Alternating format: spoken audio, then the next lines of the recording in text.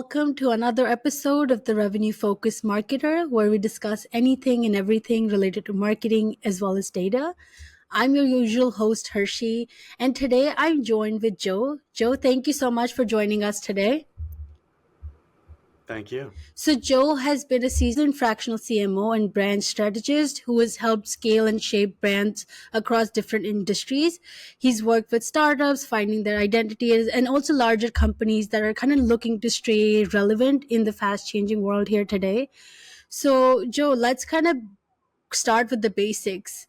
And I believe a lot of people kind of get the basics wrong. So when someone says brand, what does that kind of really mean to you? I mean, brand, and I guess you're right. So many people look at brand and they think it's a logo, it's a visual identity, when that's really just one interpretation of the brand. Brand is who you are, why you exist, what your values are. So coming up with that brand story is really central. It's the reason that your company exists and why you do things. So coming up with that message first is critical. If you don't know that, then your marketing is going to be generic. Mm-hmm. And I think a lot of times people also kind of forget their ICPs or their audience really, and they're not able to really speak to that. So how would you kind of help people set their ICPs as like, one of the stepping stones in building their brand? Mm-hmm. I'm a huge fan. So if you look at digital versus old fashioned, I love depth interviews.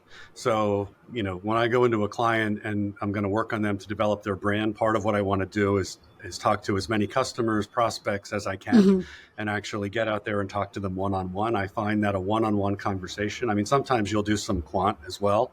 So you can get sort of broad strokes if you're trying to segment the audience, but to really understand and create that ICP, you have to know who that person is. You have to be able to listen to them, ask iterative questions. And then from that, you can start to really put together a persona. So, and I like to think almost more of a persona than an ICP, because I want to think, who is that person? And it's more than just data points, right? You want to understand, who's this person? What do they do? What do they do in their free time? How do they consume media? And understand the whole person so that you can really create an understanding of not only how to reach them, but emotionally, what are they going to react to? Definitely.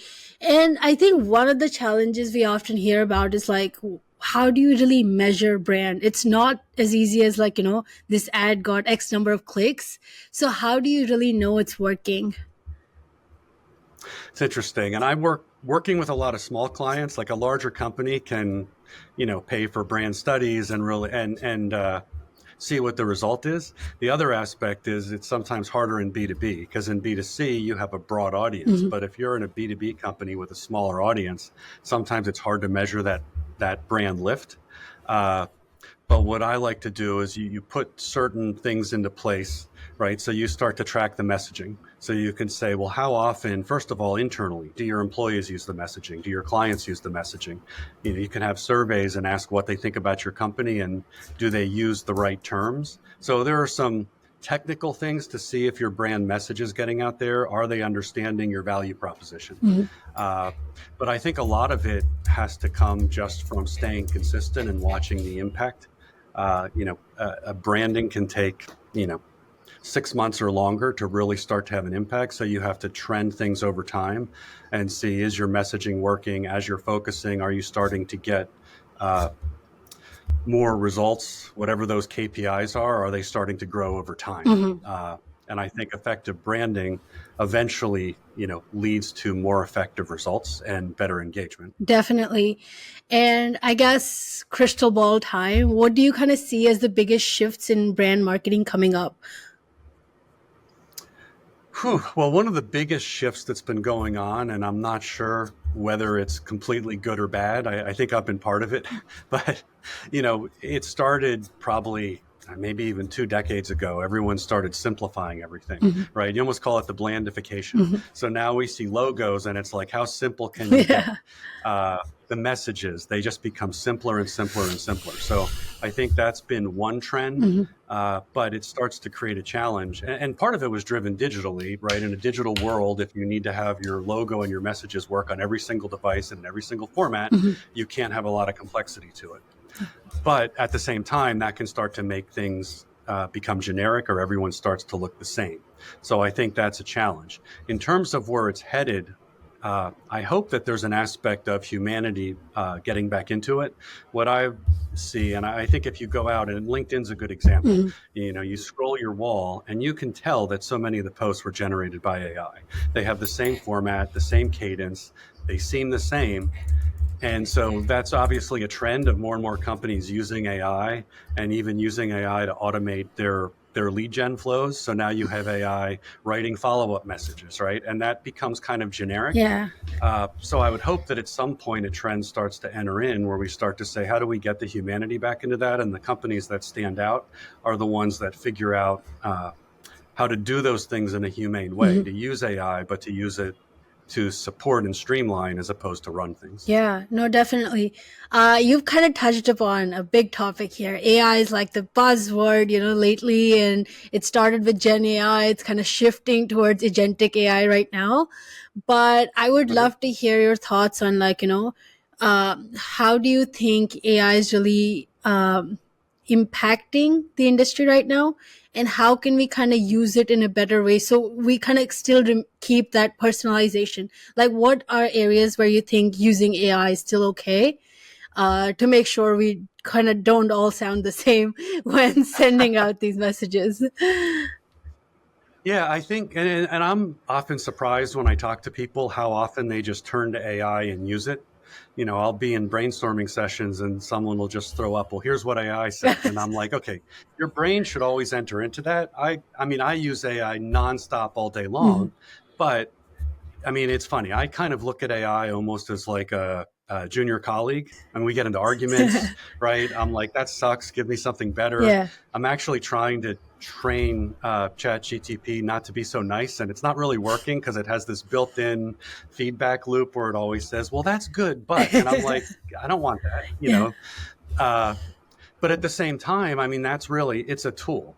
And I think that's where people need to understand. And that's where branding is huge because all that, like, instead of using a generic prompt, right? Oh, I got a list of prompts and now I can do this and this and this, but everyone's using those same prompts and they're all out there. But take your brand, take your mission, your vision, your values, your tone, your personality, Mhm. right? Feed that into the AI. Now you're going to start getting things that are much more tailored and much more you. And you can train AI in that manner. So I think using the brand to help create your AI content on the one hand has a ton of potential. I mean, as a fractional CMO, I mean, part of what I do is I go into a company, but I'm saying that for a portion of my time, I can be incredibly effective. Mhm. Uh, AI enables that because Definitely. there are things. I mean, look, we were talking about doing, depth interviews. Doing depth interviews. So I go out and I have hours and hours of one-on-one interviews I've done with people. Okay, the old days, you'd have to transcribe that yourself Yeah. or get a transcription, but the transcription would suck and you'd have to really filter it. And then there's just hours of filtering through it. So now I can say to AI, first of all, I get a really good transcript back. Mhm. And then I can say, can you please pull out the main quotes? Yeah. So suddenly AI starts with my sorting. Now, where it falls short is, and I've tried, there are a few tools out there that say they do this. None of them do it well. I tried having it actually come up with the brand themes and the different themes, and it doesn't really do that. So to some degree, I still need to get dirty. I still need to get into the data. I still need to read it. I still need to do that. Mhm. But AI turns a process that maybe would have been a week of work, and now I can get it done in a day or two. Definitely. So I think there's a real power to that. And the same thing when it comes to the AI generating content. If I train it and I take everything I've learned, and as you build stuff, then you get a feedback loop, right? Yeah. Now I can say, well, I've written the website. Now I want you to look at the website, which has all the copy the way I wanted it written. Mhm. And now I want to write a blog post, but use that Yeah. as the style that you're going for. But at the same time, you always need to have a human there, right? Mhm. I enjoy sometimes taking content and having someone review the content and asking them, okay, what do you think AI wrote and what do you think I wrote? Yeah. and if it gets to the point where they're thinking my content might have been AI generated and the other one might have been written by me, I know that I've done pretty good at training the AI. Yeah, no, that's such a unique way of like kind of using it. I love that you've spent time in like, kind of training there. Are there any favorite applications that you kind of have so far just with your own personal use? I mean, I use ChatGPT a lot just because, I find, especially for content, I Hmm. find it's probably the best. Plus, I have the ability to train it a little bit more. At least I've invested more time in having it remember things about me. Hmm. I find that Grok is better sometimes if I want to do data analysis. Hmm. If I'm taking some data, or even if, here's a bunch of surveys that I did, and I want you to lay this out in a tabular format, and here's what I want you to do. And I have trouble getting Chat GPT to understand that and do it right, whereas Grok seems to be able to create almost from first draft the type of spreadsheet I'm looking for. Hmm. And data analysis, I think Grok does a great job if I'm trying to analyze a campaign and I just want to dump in, you know, clicks and impressions and have it do some analysis. Yeah, no, definitely. I think talking about analytics, like that's a huge part of marketing. And I think a Mm-hmm. big shift has been able to kind of been achieved from going to marketing being a cost center, like to actually now being like an investment, right? Instead of just thinking of it Right. expenses, a lot of companies have started thinking of it as an investment. And of course, when you are investing your money, you want to be able to know the ROI and some other metrics. So, what are your thoughts on kind of like, the vanity metrics that are being used by some company versus like really going in and being like more revenue focused, more targeted, and data driven in your insights? I mean, I think it takes a combination. The challenge, and I've been in some companies that really chase day to day the metrics. How did the emails we sent out last night? What happened? Let's tweak them. Yeah. And they were just going for clicks, right? So you're trying to optimize CPC, but what happens is you're not building any brand resonance over time. Hmm. So you need to make sure you have some longer metrics that you're tracking lifetime value. Do people engage over time, or can you successfully generate tons of clicks, but your average user stays on, fades off over 1 month? So I think I love the ability to get all the metrics, but at the same time, you need to make sure you're tracking them over time. And as I said, a brand, it might take 6 months, Hmm. right? I can remember this was years ago, early days when I was running a campaign for Microsoft, and we first started launching these ads, and they were just failing. And I wanted to change all the creatives, right? Yeah. I'm like, we are 1 week in, we are getting no engagement whatsoever. This is failing. Yeah. And a media buyer said, please give it a little patience, right? And sure enough, it ended up about 2 weeks, things started to turn. Yeah. So the metrics were absolutely important, but there was also that human aspect of saying, let's not just keep pivoting our ship based on the metrics today. There has to be some sort of long-term trend of what you're doing. I'd kind of love to get your thoughts on, are there any upcoming brands that you think are kind of really doing it right when it comes to branding? Uh, you know, it's funny. Looking at it, I love what Deathwater is doing, right? It's because the CMO is out there and it's personal. I mean, one of the things that I tell clients is if you're going to play in social media, uh, it's not going to be safe, right? Like, if you want to drive the social media and you want to do it well, you can't just be putting out the same type of boring posts that people are doing. You have to do Yeah. something that's powerful, that's evocative, and you have to be willing to risk a little bit. If you want your product out there, you're going to get good and bad, and Mhm. embrace that. If you get bad reviews, then maybe that accelerates. I mean, as you said, the ICP, that's the audience you want to care about you. So cultivate that audience. But I think if you can do things that are bold, it kind of requires it to break out. And it's refreshing when a company is unabashedly bold. Yeah. No, definitely. I think that's a big part of like, kind of helping you stand out.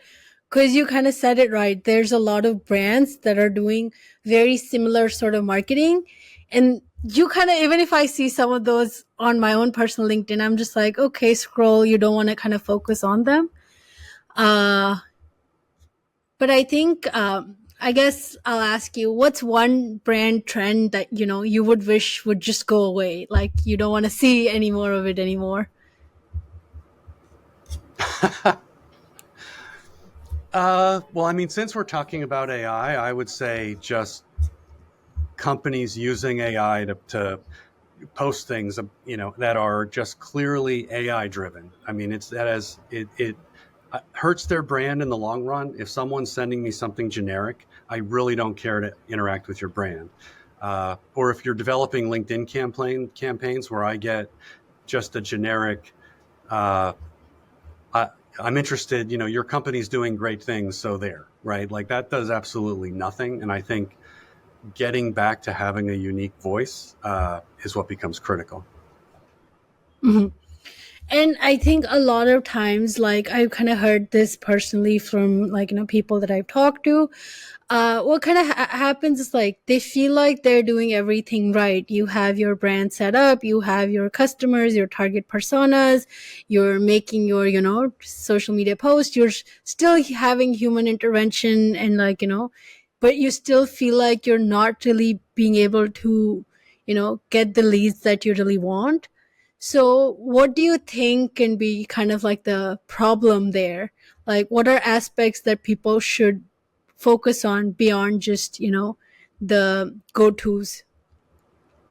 Yeah, I was saying that if a campaign isn't resonating, you just have the typical things. Is it the right audience?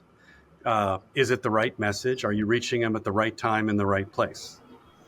Uh, and one of the things that's interesting. So I had a client that held events, and they did a lot of digital lead gen. They also had a radio campaign, right? And the radio campaign, from what they looked at, had no conversion, whereas the digital had a very high conversion rate. So they said, well, we're wasting money on radio. It's really a matter of, if it's not working, is it the right audience? Is it the right place? Is it the right time? And is it the right message? And, to give an example, sometimes I think companies that become too lead gen focused, and they're like, well, my message isn't resonating, but are you hitting your audience at multiple times? Right? If you're only using lead gen, maybe you're not getting that message out there. I had a client that ran events, and they did a lot of digital and a lot of email, and they did radio. And they said, well, the email and the digital converts really well. Radio does nothing, right? Well, it was harder to track. Like, people don't call in from a radio ad, right? Like, even if you put the phone number, you give the website, it doesn't work. They Yeah. go and they connect somewhere else. So they cut the radio, and sure enough, digital, started to decline because it was out there, and that was what was raising it. So I think sometimes you also have to look at, are you surrounding your customers, and don't overlook traditional when you're trying to reach people in a digital channel. Hmm. I worked for Children's Hospital of Philadelphia, and we were rebranding them, and they had the budget to do a cross media study. So we were doing television, out of home, radio, and digital.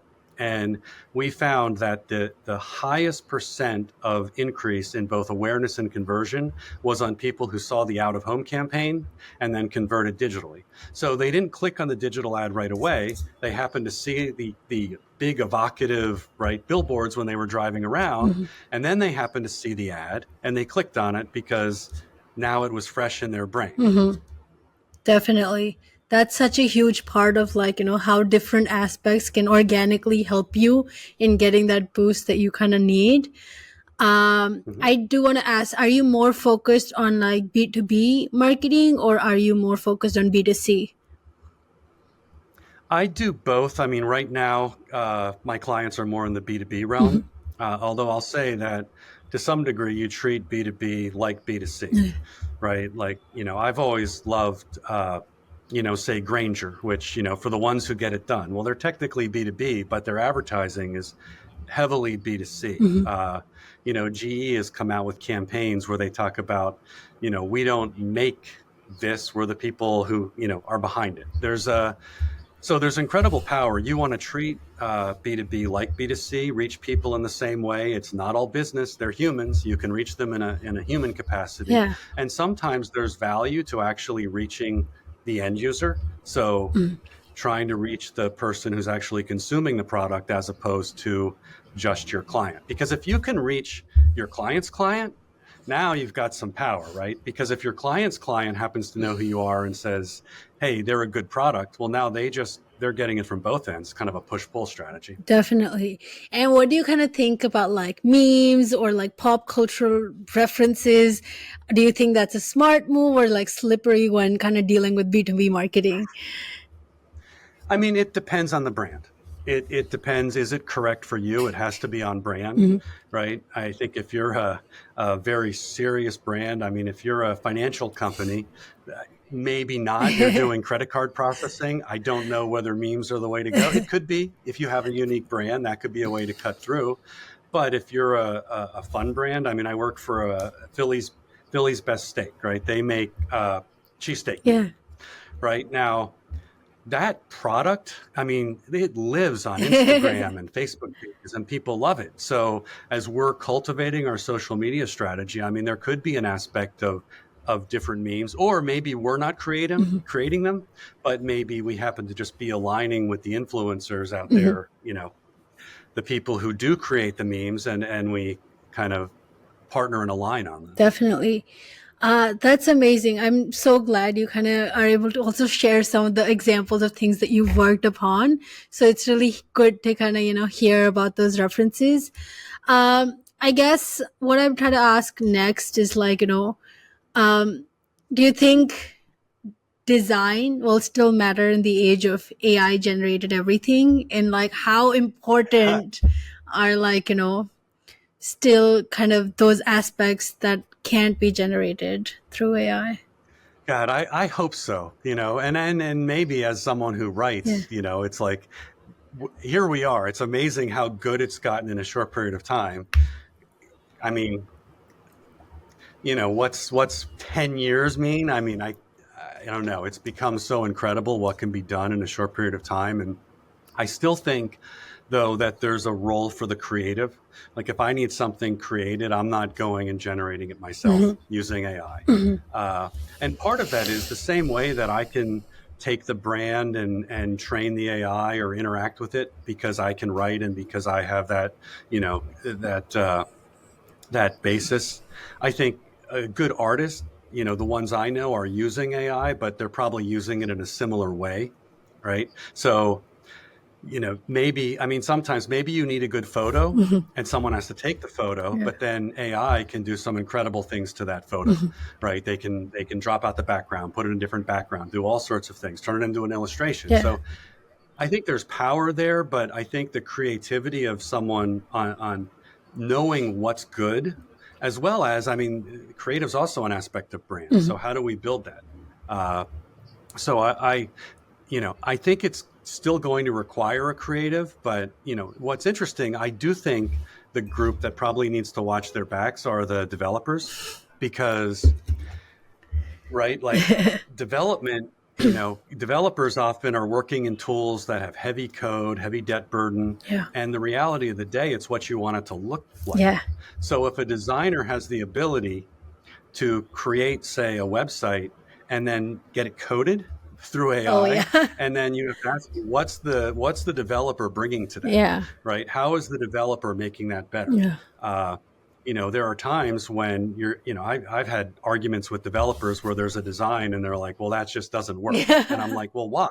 And it's because the tools you are using don't allow that. Right? You've kind of gone down a certain route. Have that argument like every day with my team, so I can definitely relate on that. And it's amazing. And it's just going to get better and better. Right now, I don't know that right now. If you have a really good developer, they're going to create a better website than if a designer just has to have AI do it. But it's getting there. It's pretty surprising what can be done. And there are some companies coming out with specific products that are sort of AI generated development that, a designer with a little bit of tech savvy can pretty quickly build some neat stuff. Definitely.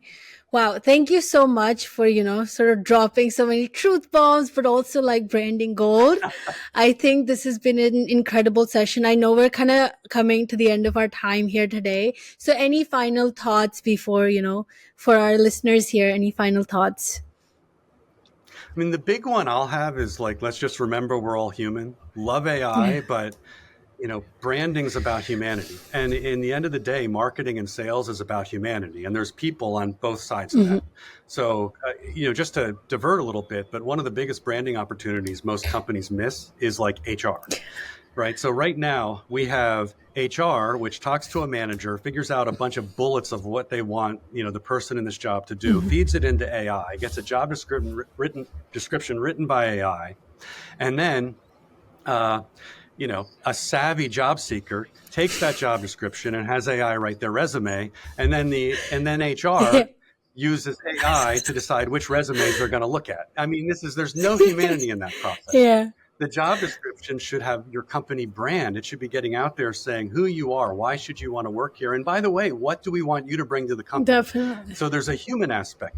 Absolutely use AI in the process, but I think keeping that human aspect and keeping it in marketing as well, and remembering that at the end of the day, if I post something on LinkedIn, I don't want 20 comments by bots that some other company has commenting for them. Yeah, I want a real person I can engage with. And definitely. let's use AI, but let's also remember we're all human. Yeah, no, that's a lovely thought. Thank you so much for sharing that. For anyone looking to elevate their brand or bring in a killer fractional CMO, where can they find you?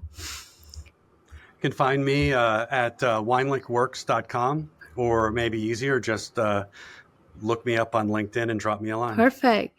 Thank you so much today for being with us and sharing all your insights. To all our listeners, definitely leave us a review, share your thoughts, and we'll be back with more wonderful episodes and just sharing more about the revenue focused magic. So until then, stay curious and thank you so much for joining us today. Thank you. I enjoyed it.